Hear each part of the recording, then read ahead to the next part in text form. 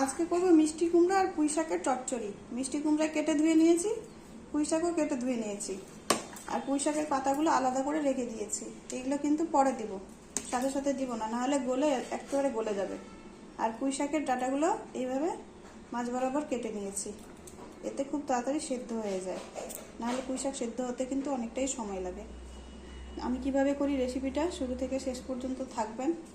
কড়াই গরম হয়ে গেছে, এখন কড়াইতে সর্ষের তেল দিয়ে দিচ্ছি।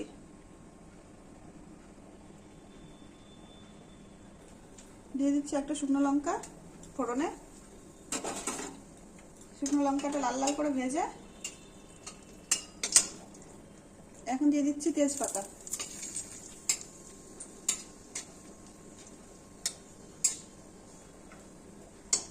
এখন দিয়ে দিচ্ছি কালো জিরে।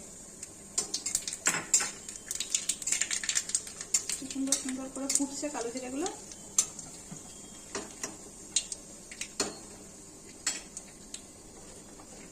এখন দিয়ে দেব এই যে পুঁই শাক।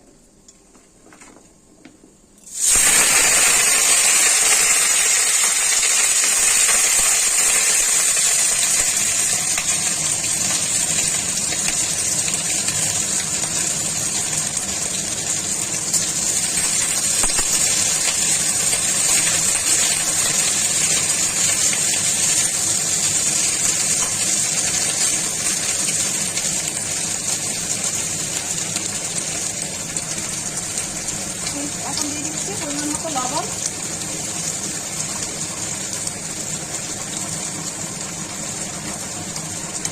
আর দিয়ে দিচ্ছি হলুদ।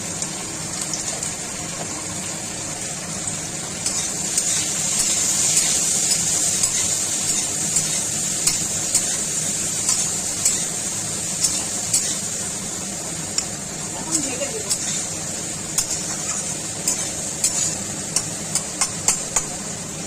এখন ঢেকে দিচ্ছি। এখন ঢাকনাটা তুলে দেখাচ্ছি, থেকে অল্প অল্প করে জল বেরিয়েছে দেখুন, আর একটু একটু নরমও হয়ে গেছে। এখন এই সময় দিয়ে দেব যে কেটে ধুয়ে রাখা মিষ্টি কুমড়ো, উপর থেকে ছেড়ে দিলাম।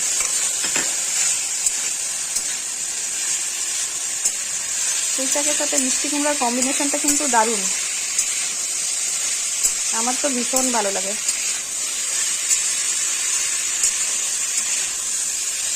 এদিকে মশলা বেটে নিয়েছি আদা, জিরে আর একটুখানি শুকনো লঙ্কা। মশলার মধ্যে জল গুলে নিলাম, এখন মশলাটা দিয়ে দিব। মশলা দিয়ে দিলাম,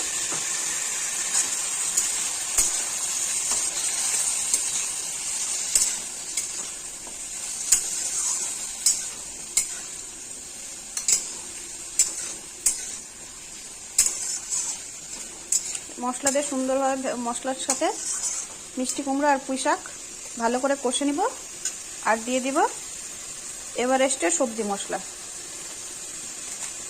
এই সবজি মশলাটা দেওয়ার ফলে টেস্ট আরও বেড়ে যায়।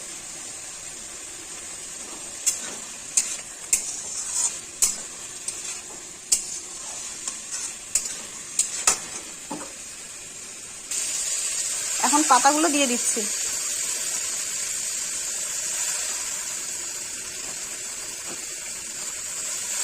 পুঁই শাক আর মিষ্টি কুমড়া অর্ধেক সেদ্ধ হয়ে গেছে, এমন সময় পাতাগুলো দিয়ে দিলাম।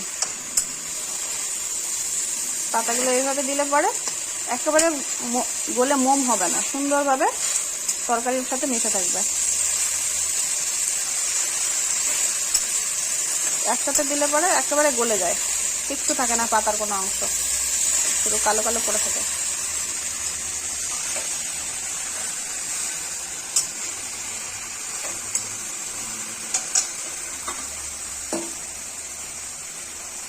এখন দিয়ে দিচ্ছি জল।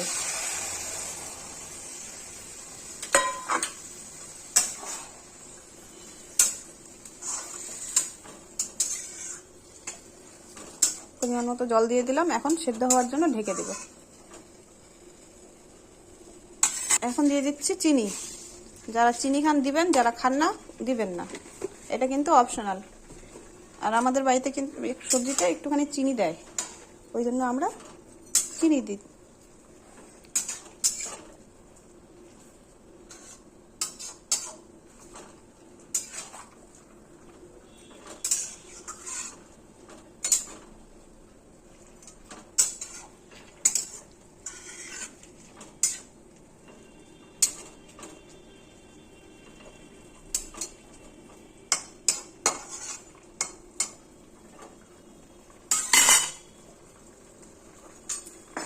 এখন ঢেকে দিলাম।